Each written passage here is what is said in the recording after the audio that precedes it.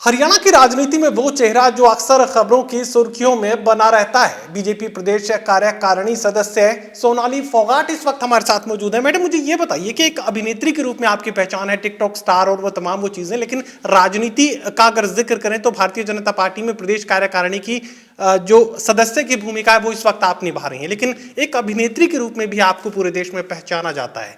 कंगना रानौत, पद्म श्री उन्हें हासिल हुआ, उसके बाद एक बयान उनका सामने आता है जिसमें वो ये कहते हैं कि देश की आज़ादी 2014 के बाद मिल पाई और बाकी जो उससे पीछे जो था वो दरअसल भीख में मिली हुई आज़ादी थी। क्या लगता है क्या हुआ था? भीख में मिली आज़ादी हम जी रहे थे?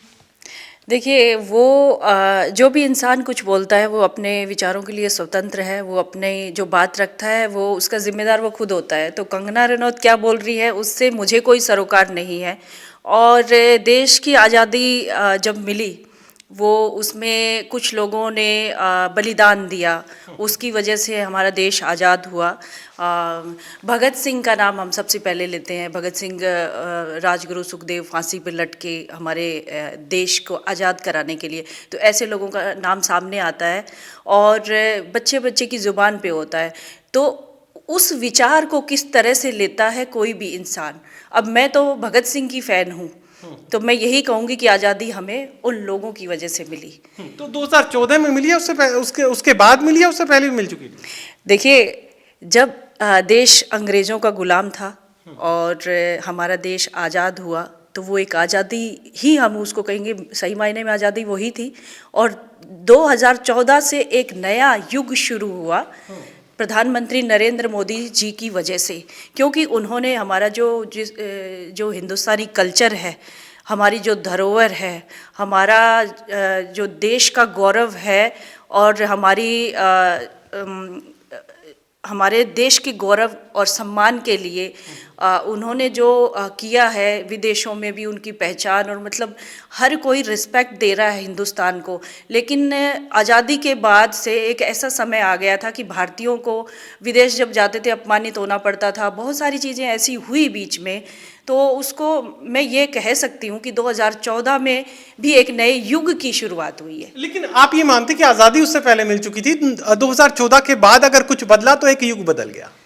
बिल्कुल, एक युग बदला है और एक नए युग की शुरुआत हुई है जो कि ये तमाम सवाल आपके सामने मैं इसलिए भी रख रहा हूं क्योंकि एक अभिनेत्री की पहचान भी आपके पास है। तो कंगना रनौत का एक और बयान सामने आया जिसमें उन्होंने ये कहा कि दूसरा गाल आगे करने से आज़ादी नहीं मिलती। ये दरअसल महात्मा गांधी के उस बयान को लेकर या उसके उनके एक वक्तव्य को लेकर ये संदर्भ दिया गया कि अगर कोई आपके एक गाल पे थप्पड़ मारे तो दूसरा गाल आगे कर दो। अब अगर कंगना रनौत ये कह रहे हैं कि दूसरा गाल आगे करने से आज़ादी नहीं मिलती, इस बयान को आप कैसे देखती हैं? देखिए, मैंने पहले भी कहा कि हर व्यक्ति अपने विचारों के लिए स्वतंत्र है और अगर एक व्यक्ति एक थप्पड़ मारता तो दूसरा गाल आगे कर दो। बात इसकी आती है तो हर व्यक्ति का अपना विचार होता है। तो मेरे बारे में आप बहुत अच्छे से जानते हो कि मैं किस तरह का जीवन जीती हूँ या मैं सामाजिक कार्य जब करती हूँ तो मेरा फंडा क्या है। नहीं, आपका फंडा क्लियर है, सैंडल उठाओ और एक्शन चालू। मैं दूसरा गाल आगे नहीं करूँगी। इसमें देखिए, मैं इससे कंगना रनौत की बात से सहमत हूँ कि अगर आपको कोई एक थप्पड़ मारता तो दूसरा गाल आगे नहीं करना है। आप एक थप्पड़ मारता है तो आप भी थप्पड़ मार सकते हो उसको, मतलब घुमा के दे सकते हैं। बिल्कुल दे सकते हो। तो अगर आप अपना सेल्फ रिस्पेक्ट बचाने के लिए अगर कुछ करते हैं तो वो देखिए, देश का कानून भी है, कानून का सहारा लीजिए। कानून से उम्मीद होनी चाहिए इंसान को। अगर वो नहीं होता है तो न्याय के लिए मतलब समाज में बहुत अच्छे अच्छे लोग सामने आते हैं, उनका संगठन बनाइए और तब अपनी मुहिम चलाइए, आपको न्याय ज़रूर मिलेगा। लेकिन दूसरा गाल आगे करने के लिए मैं बिल्कुल नहीं बोलूँगी। अच्छा, किसानों को लेकर आप लगातार ये बातें कहती रही कि कहीं वो कोई शराब पीने के लिए इकट्ठा हुए हैं, कोई मुफ्त का खाना खाने के लिए इकट्ठा हुए हैं। प्रधानमंत्री नरेंद्र मोदी खुद ये कह रहे हैं कि मैं तीनों कृषि कानून वापस लेता हूँ और किसानों के लिए बड़ा सम्मान वो जाहिर कर रहे हैं। तो आपको लगता है कि चूक आपसे भी हुई है? नहीं, बिल्कुल नहीं हुई। जिस तरह से कृषि कानून देश के किसान के हित में आया था और पार्लियामेंट में पारित हुआ, और पार्लियामेंट में जो लोग बैठे हैं देश की जनता ने उनको चुन के भेजा। कृषि कानून पास होना और लागू होना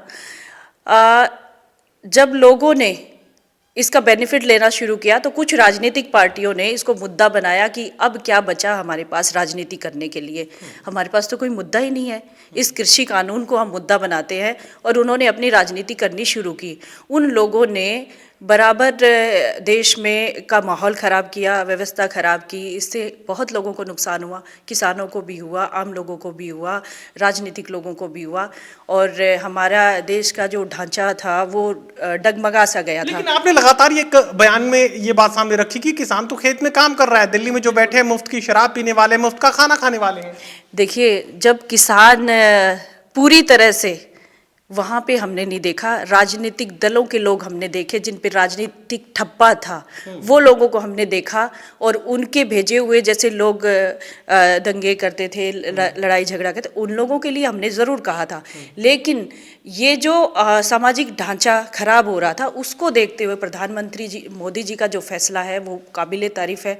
उन्होंने सोचा कि मैंने हमेशा किसानों के हित के लिए भारतीय जनता पार्टी की सरकार रही है, जब उन्हीं के हित के लिए कानून लाया और उससे अगर गड़बड़ हो रही है, देख लिया काफ़ी दिन तक, उधर से किसान की और यह जो लोग बैठे हुए हैं गुमराह करके किसानों को ले जाए हुए हैं, वो लोग भी ठीक नहीं है, इधर से आम लोग भी ठीक नहीं है, तो क्यों व्यवस्था खराब की जाए। इसीलिए मोदी जी ने ये कानून वापस लिया है। चलिए, सोनाली फोगाट साहब ये बात कह रहे हैं कि वो दूसरा गाल आगे करने के लिए तैयार नहीं है। हालांकि 2014 के बाद मिली आज़ादी को लेकर वो अपने बयान में साफ ये बात कह रहे हैं कि दौर दरअसल बदल गया, आज़ादी उससे पहले मिल चुकी थी। सहयोगी कमल के साथ doctor Mahesh Kumar, total news, Hisar.